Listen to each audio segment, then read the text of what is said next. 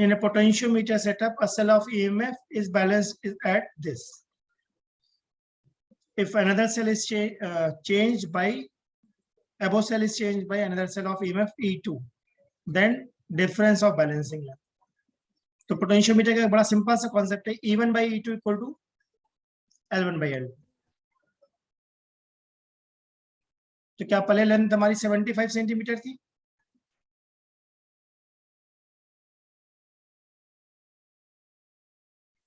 अब जो हमने E2 लगाया है, क्या E1 by E2 को रेशियो दिया है क्वेश्चन में 3/2? इससे L2 कितना आया? 50. अब इस क्वेश्चन के एग्जाम में गलत होने के चांसेस इसलिए ज्यादा थे कि क्वेश्चन में फाइनल लेंथ पूछी थी या डिफरेंस ऑफ बैलेंसिंग लेंथ पूछा था? Difference. तो पहले अगर 75 था, बाद में 50 है, तो डिफरेंस तो 25 होना चाहिए, राइट? Yes, sir. तो जल्दी जल्दी में लोग हो सकता है कि इसका आंसर 4 मार्क कर दें, बट होना क्या चाहिए इसका आंसर? फर्स्ट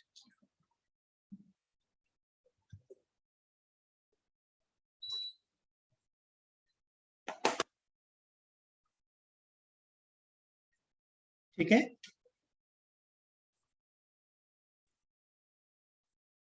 क्वेश्चन नंबर 15 देखो.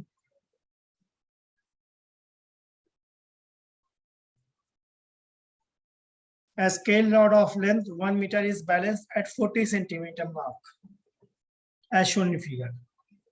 A coin of mass 10 gram is kept at 10 centimeter mark. तो 10 सेंटीमीटर पे हमने कॉइन रख दिया, क्या 10 ग्राम का.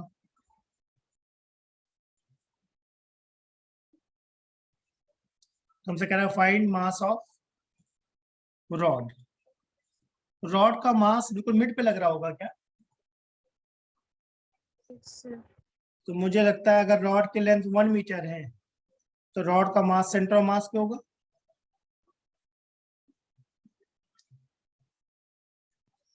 अब किसी को कोई आइडिया क्या करना चाहिए इस क्वेश्चन में?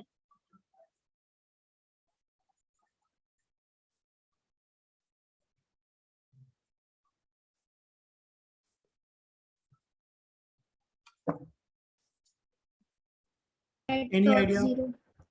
टॉर्क जीरो, बहुत बढ़िया, वेरी गुड. किस पॉइंट पर टॉर्क जीरो करना चाहिए?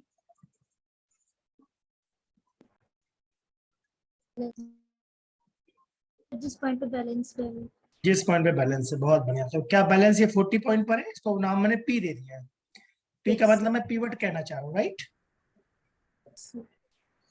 ठीक है. तो अब मुझे दो टॉर्क दिख रहे हैं. एक तो दिख रहा है mg, जो कितना दूर है? सेंटीमीटर.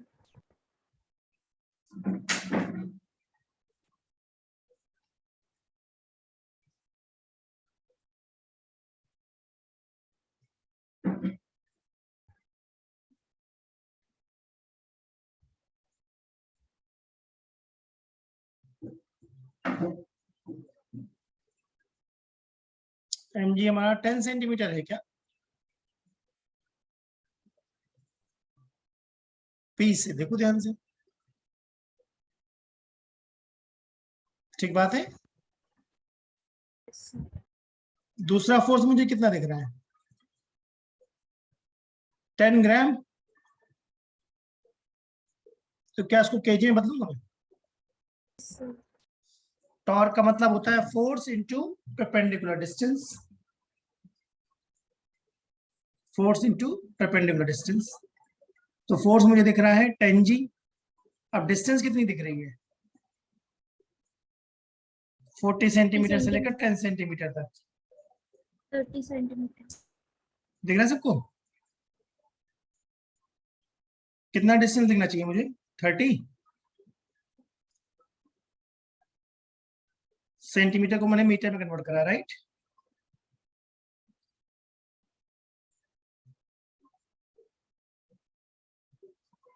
तो क्या हमारा मास 30/1000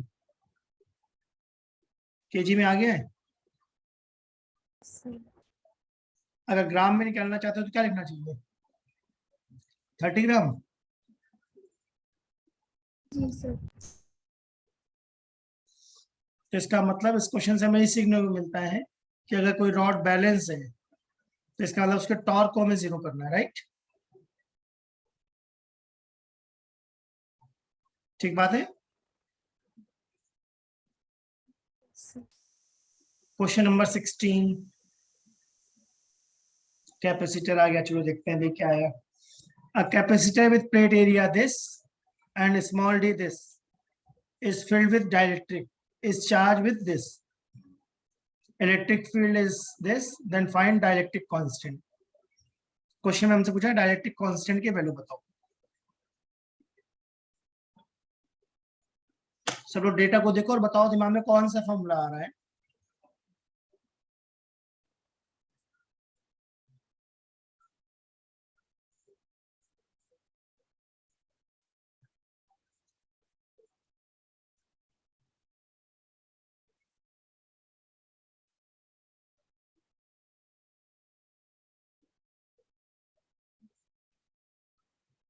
पहले Q is equals to CV में C की वैल्यू पुट करेंगे epsilon not A K by D और V को लिखेंगे ED, फिर K की वैल्यू आ जाएगी उससे।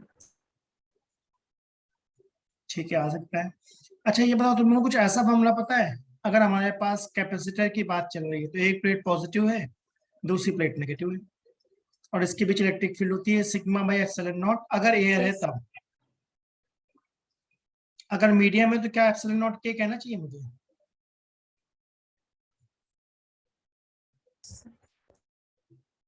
सही बात है। क्या सिग्मा को हम क्यू बाई ए कह सकते हैं?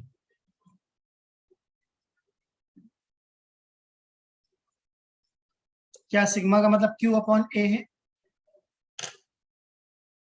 Yes, sir. तो अब सॉल्व करो, सारी इंफॉर्मेशन तो दी है क्वेश्चन में।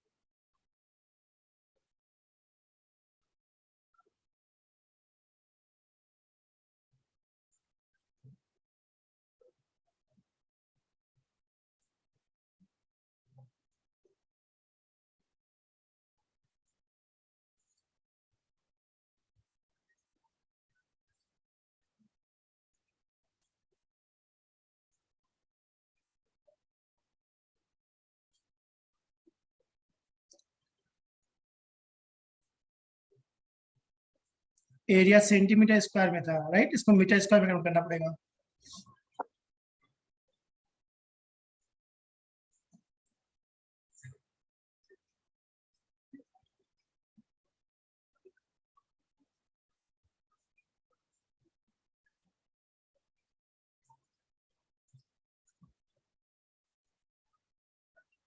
इलेक्ट्रिक फील्ड भी हमें गिवन थी 3.6 × 10⁻⁷।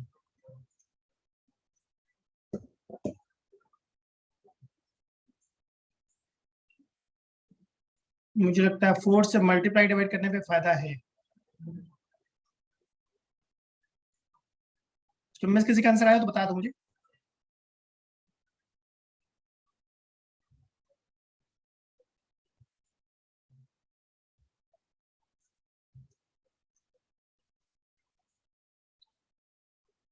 नाइन फोर जा 36 कैंसिल हो जाएगा, एक यहाँ 10 बचा हुआ है, 10⁻⁻।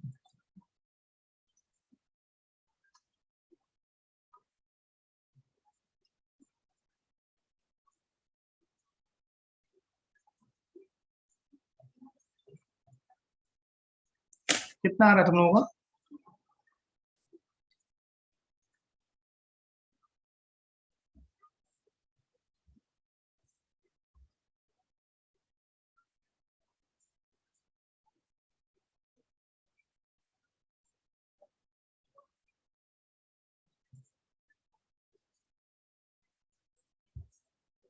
मेरा 17/9 आ रहा है, ऑलमोस्ट 8।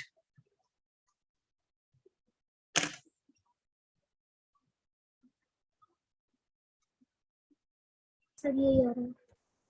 देख लो करके, अगर कुछ और आ रहा है तो मैं चेक करूँ सॉल्व करके दोबारा। सुप्रतिम तुम्हारा कितना आ रहा है?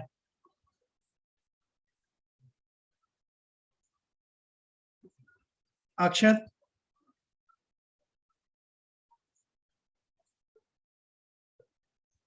यही आ रहा है।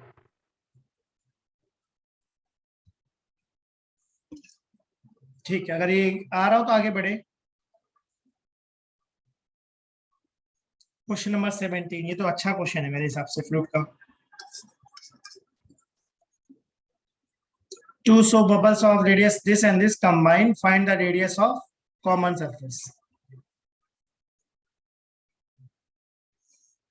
तो क्या यहाँ पर एक हमें रेडियस निकालनी कॉमन इंटरफेस की? Yes sir. एक प्रेशर लग रहा है P2, एक प्रेशर लग रहा है P1। क्या हमें कुछ ऐसा पता है? Delta P is 4s/r।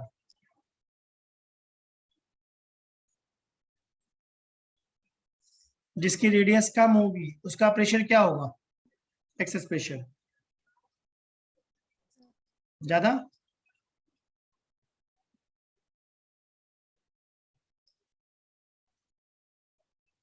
जो बबल छोटा होगा जिसकी रेडियस कम होगी, क्या उसका प्रेशर ज्यादा होगा? Yes sir. तो P2 को लिखेंगे 4s/r2। ये इंपॉर्टेंट क्वेश्चन है, नीट में भी सेम क्वेश्चन आ सकता है। 4s/r1 equal to P net को क्या डाल देंगे हम? 4s/r equivalent. आर इक्विवेलेंट मतलब जो हमारी कॉमन रेडियस बन रही है वो, ऐसा कुछ इंटरफेस की। क्या 4s कैंसिल आउट हो जाएगा?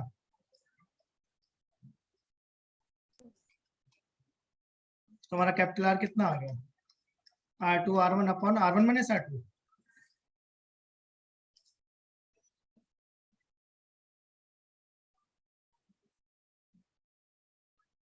ठीक बात है। 18 क्वेश्चन देखो।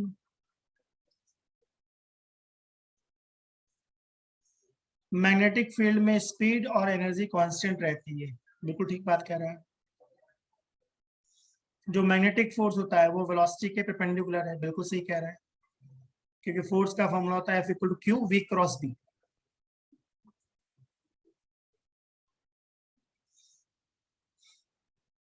अगर फोर्स वेलोसिटी के परपेंडिकुलर है, इसका मतलब फोर्स स्पीड को चेंज नहीं कर सकता। तो इसका आंसर फर्स्ट मार्क करोगे या सेकेंड?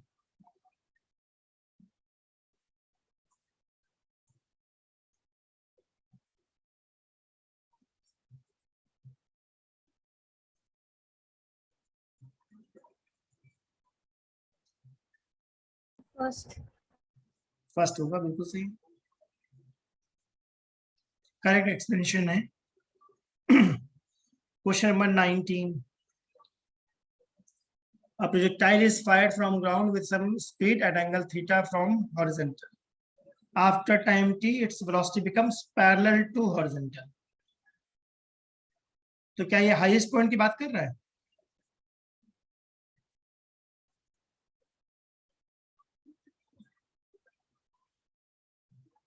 जो स्मॉल टी कह रहा है क्या है वो हाईएस्ट पॉइंट है? Yes sir. अब सारे ऑप्शन में क्या GT²/r की बात चल रही है? GT²/r, 3GT²/2r, 2GT²/r, ऐसा। तो मेरे दिमाग में आया कि भाई कैलकुलेट करते हैं। पहले ये बताओ, क्या कैपिटल टी पता है हमें? Time of flight. सर तो क्वेश्चन में स्मॉल टी कहाँ से कहाँ तक की हाइट टाइम बोला है? ग्राउंड से लेकर टॉप तक का।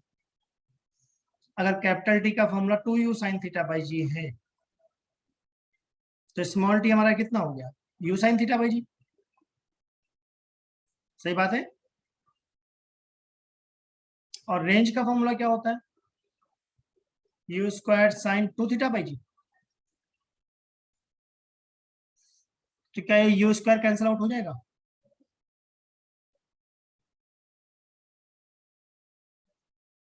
ये बन जाएगा जी साइन स्क्वायर थीटा अपॉन जी स्क्वायर इंटू जी अपॉन साइन 2 थीटा को मैंने क्या लिख दिया 2 साइन थीटा कॉस थीटा। सबसे पहली बात ये जी स्क्वायर गया, दूसरी बात ये साइन थीटा गया, क्या बचा हमारे पास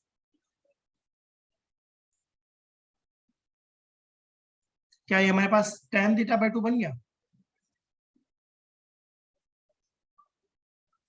बताओ भाई। yes, sir. तो tan थीटा किसके इक्वल आ गया, tan थीटा आ गया 2 g T square by are.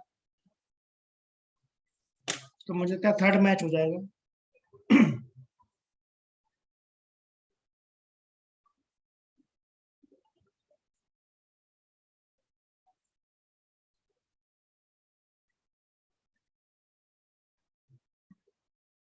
ये बात समझ में मैंने क्या करा, tan थीटा को किसके इक्वल लिख दिया 2 g T square by r, तो थीटा कितना हो जाएगा tan inverse 2 g T square by r. से एक बार बता दीजिए।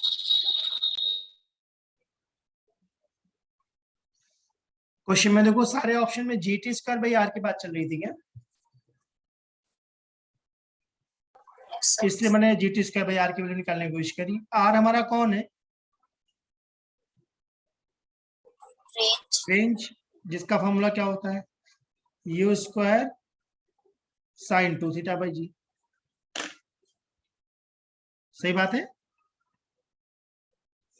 अब क्वेश्चन में स्मॉल डी जो है, स्मॉल डी क्या बोला था, a projectile is fired from ground with some speed at angle theta from horizontal after time t its velocity becomes parallel to horizontal. इसका मतलब वेलोसिटी हॉरिजॉन्टल कब होती है, जब प्रोजेक्टाइल कहां पर हो, हाईएस्ट पॉइंट पर। Yes, sir. तो हाईएस्ट पॉइंट पे पहुंचने में कितना टाइम लगेगा हमें टी बाई 2।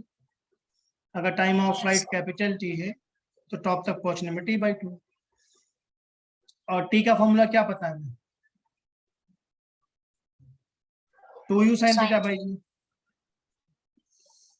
तो क्या हम स्मॉल टी निकाल लेंगे टी बाई 2 से Yes, sir.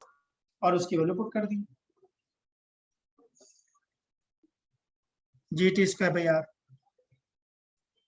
जो सॉल्व करके मेरा कितना आ गया tan थीटा बाई 2।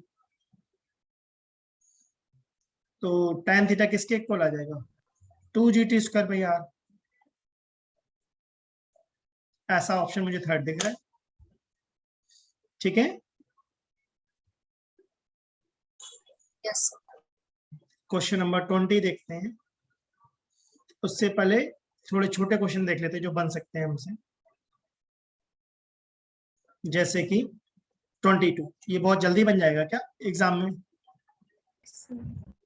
कार्नोट की बात कर रहा है क्या, नहीं नहीं, efficiency of Carnot engine is इतना, when temperature of sink is इतना, find change in temperature of, हाँ कार्नोट की बात कर रहे हैं। तो कार्नोट में ईटा का फॉर्मूला क्या होता है 1 minus T two by T one. Yes, sir. T2 किसका टेम्परेचर होता है सिंक का, और T1 सोर्स का। क्या क्वेश्चन में सिंक का टेम्परेचर 27 बोला हुआ है, जिसको केल्विन में मैं क्या लिखना चाहता हूँ 300।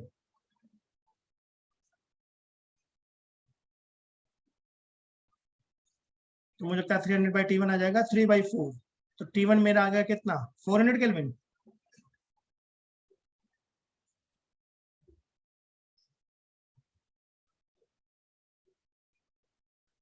अब क्या कह रहा है, find change in temperature of source if its efficiency is increased by 100%। क्या मतलब हुआ, डबल हो गया। अब क्या डालूं बताओ, एफिशिएंसी को 0.5 डाल देंगे। पहले एफिशिएंसी कितनी थी 25%। 25% मतलब 0.25। अब हमें इसकी एफिशिएंसी क्या करना है इंक्रीज्ड बाय 100% कह रहा है, मतलब डबल करनी है क्या। Yes sir. तो मुझे तो लगता है अब इसकी एफिशिएंसी मुझे कितनी डालनी पड़ेगी, 0.5,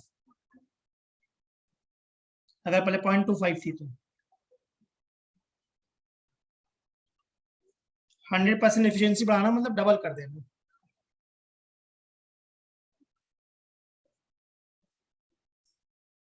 अब T1 कितना आ गया मेरा, 600 केल्विन। Yes, sir.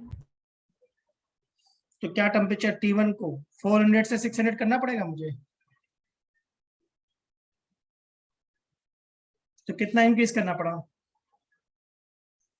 200. 200 केल्विन। ठीक बात है।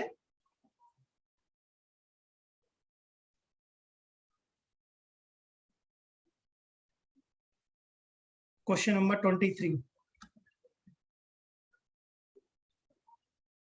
मतलब एग्जाम में क्वेश्चन देखने चाहिए जो जल्दी जल्दी बने। 23 उनको पहले अटेम्प्ट करना चाहिए।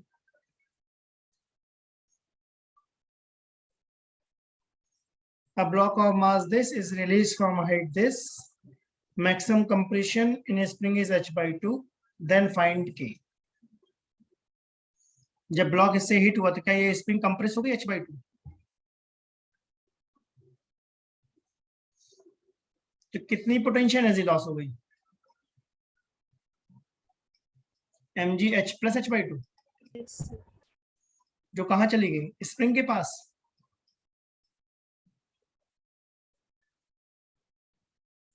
ठीक बात है। mgh plus h/2 equal to half k x square. Mass हमें गिवन है 10 ग्राम, तो 10/1000 लिखूंगा क्या,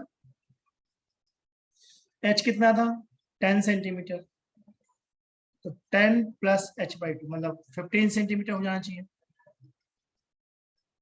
और x कितना है h/2 मतलब 5 सेंटीमीटर। देखो बताओ कितना आंसर आ रहा है।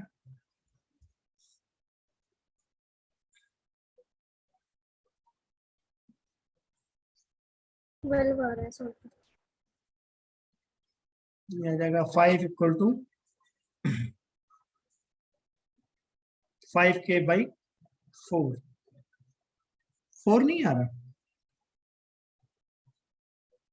कुछ मुझसे छूट गया है क्या।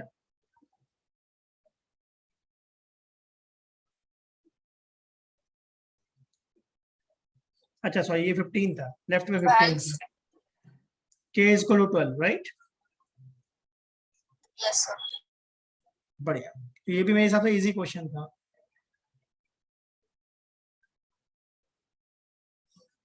क्या कुछ बल्क मॉडल्स का आइडिया है हमें।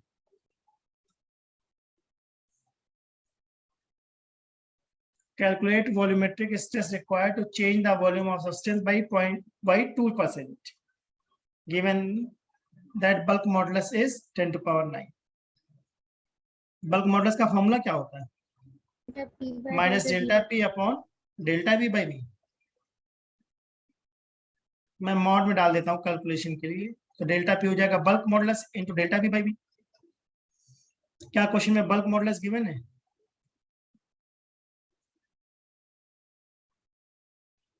क्या delta V by V given है 2% है, तो आ गया आंसर। तो क्या बेसिक फॉर्मूले से बात बन गई। Yes, sir.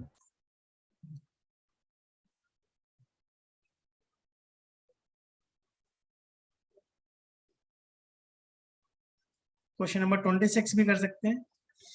Stopping potential for electron when light of wavelength this is incident is this. तो मुझे एक फॉर्मूला पता है फोटोइलेक्ट्रिक इफेक्ट में, काइनेटिक एनर्जी को ई वी नॉट कह सकते हैं, जो होता है ई माइनस फाई नॉट।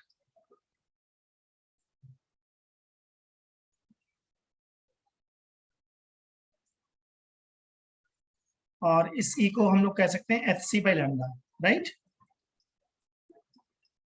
तो पहले स्टॉपिंग पोटेंशियल कितना था 0.410, जब वेवलेंथ थी हमारी कितनी 491। नाउ न्यू स्टॉपिंग पोटेंशियल कितना है 1.0। अगर मैं इनको सब्ट्रैक्ट कर दूं तो क्या फाई नॉट कैंसिल आउट हो जाएगा, और लैन बाय 2 निकल आएगा।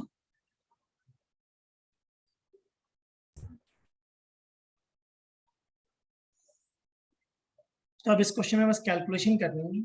अगर कॉमन सेंस लगाया जाए तो क्या स्टॉपिंग पोटेंशियल ज्यादा हो गया है पहले से? yes sir, अगर स्टॉपिंग पोटेंशियल ज्यादा हुआ है इसका मतलब काइनेटिक एनर्जी क्या हुई है? ज्यादा। ज़्यादा अगर काइनेटिक एनर्जी ज्यादा हुई तो वेवलेंथ पक्का क्या हुई होगी, ज्यादा या कम? कम कम। तो आंसर 490 से कम आएगा क्या? 491 से।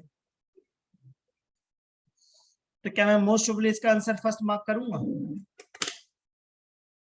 yes sir, बाकी 100 करके देख लेना घर पे 390 आता है या नहीं आता। मेरे हिसाब से 390 आ जाना चाहिए। ठीक बात बोली।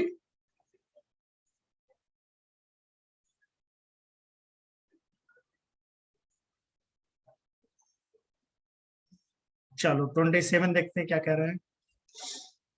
If at the center of circular current carrying coil magnetic field is इतना, then magnetic field at a distance r by 2। तो इसकी एक मैं ट्रिक सिखाता हूँ। अगर O सेंटर और P पॉइंट है तो क्या ऐसा कोई फॉर्मूला होता है, magnetic field at P equal to B naught into sine cube alpha. yes sir, तो क्या हमारा ये r by 2 है?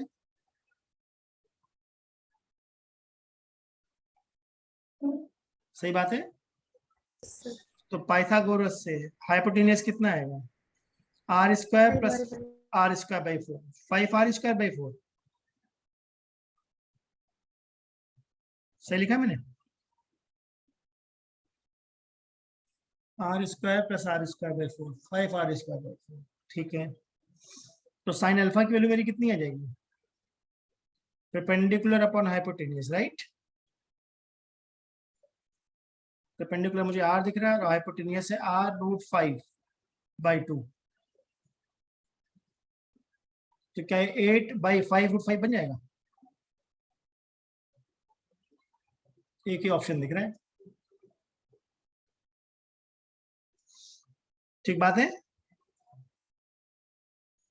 जिन्होंने अभी ये टॉपिक नहीं पढ़ा कोई बात नहीं, थोड़ा वेट करो। जिन लोगों ने पढ़ रखा है उनको ये टॉपिक समझ में आना चाहिए। मैंने क्या बताया? चैप्टर 4 है मैग्नेट, राइट। अब हम लोग करते हैं बचे हुए क्वेश्चंस। Like question number 24।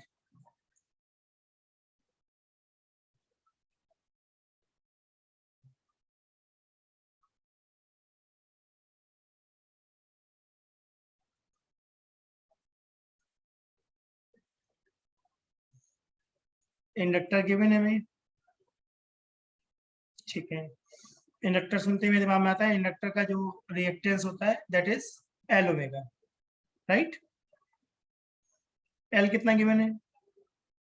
200। और ओमेगा कितना है हमारा? 2πf।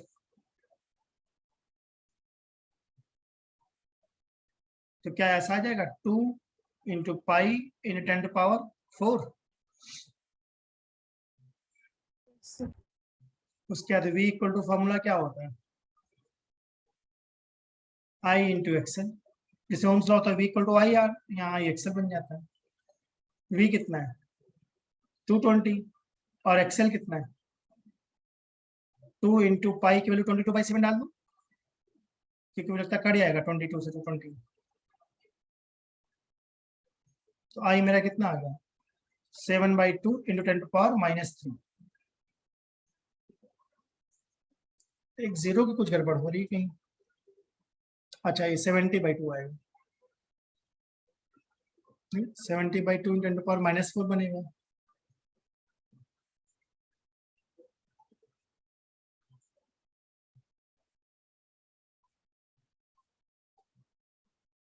एक बार कैलकुलेशन दोबारा चेक करते हैं। XL equal to L omega. L था 200, ओमेगा था 2π इंटू 50।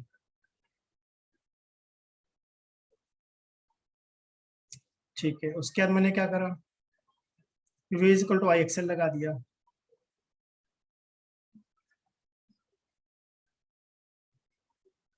वोल्टेज कितना है हमारा? 220, राइट। और एक्सेल कितना हमारा 2 इंटू 22/7 इंटू 10⁴। तो आई कितना आ गया मेरा 70/2 इंटू 10⁻⁻⁴। देखो तुम लोगों को कितना आ रहा है? सर यही आ रहा कुछ गड़बड़ हो गई इसमें, क्योंकि मेरे हिसाब से 3.5 मिली एम्पियर आएगा, है। यहाँ 35 दिख रहा है, 3.5 होना चाहिए।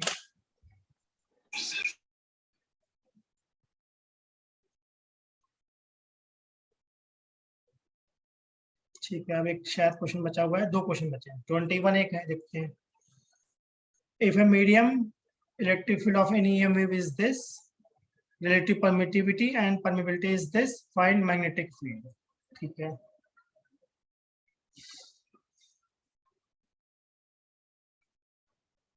पहले बताओ क्या कोई ऐसा फॉर्मूला पता है? V = C/√μ/ε।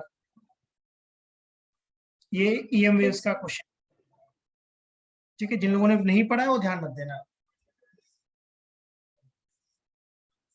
μ/ε, μr कितना है हमारा 4, और εr कितना है 9, तो 36 का रूट ले लिया, राइट। अब क्या कोई ऐसा फॉर्मूला पता है? V = E/B।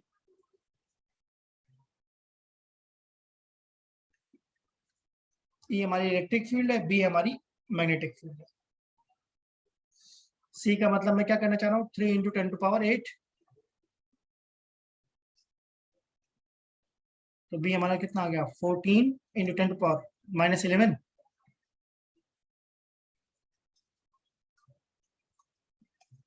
That means 1.4 into 10⁻⁻10 Tesla. ठीक बात है। चलो एक लास्ट क्वेश्चन है, ये क्वेश्चन थोड़ा बड़ा है, ध्यान से देखना। प्रोजेक्टाइल ऑन इंक्लाइन प्लेन है। A body is projected with speed 10 meter per second.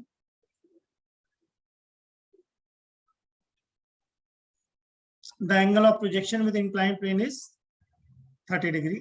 Find range along inclined plane. तो ये थोड़ा अच्छे लेवल का क्वेश्चन है, इसका पहले कॉन्सेप्ट समझा देता हूँ। क्या क्वेश्चन में इंक्लाइन प्लेन 30 डिग्री पर है और जो हमने प्रोजेक्टाइल फायर करा वो भी 30 डिग्री पर है।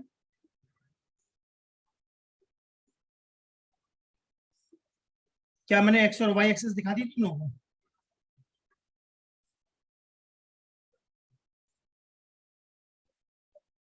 ठीक बात है। तो यू एक्स कितना लग रहा है?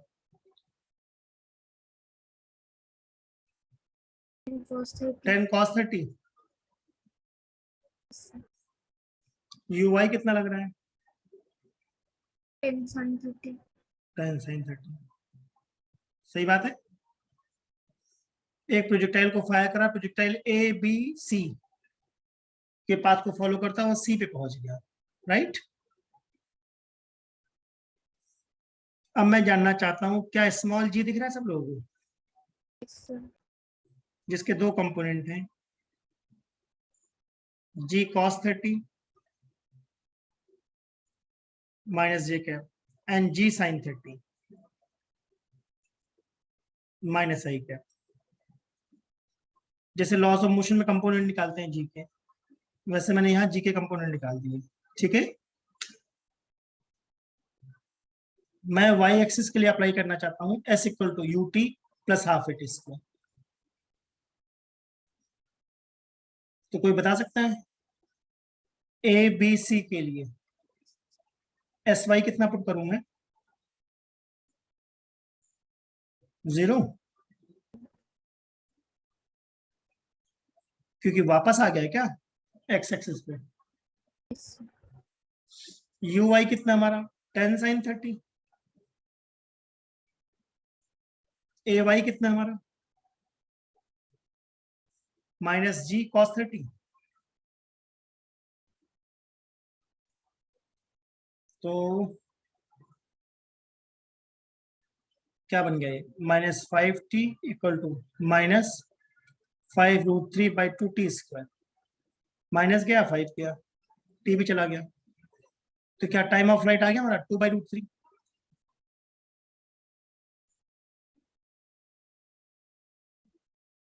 अगर यहां तक क्लियर हो तो मैं आगे बताऊं कुछ। यस अब मैं जैसे y के लिए सॉल्व कर रहा था, इस बार किसके लिए सॉल्व करना चाहता हूँ, s के लिए, x के लिए, s equal to ut plus half at² for x axis. तो डायग्राम में जो AC है क्या वो हमारी रेंज है? Yes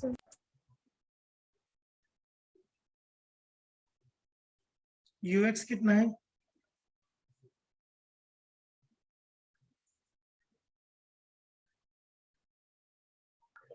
tan cos 30. 10 cos 30। t कितना था? 2/√3। ax कितना है हमारा?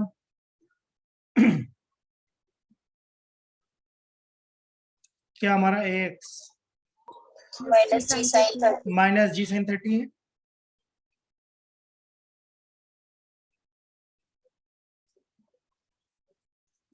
देखो कितना आ जाता है, √3 से √3 कट गया, 2 से 2 कट गया, ये तो बच गया 10 minus g/4 into 4/3, that means 10 minus 10/3, 20/3।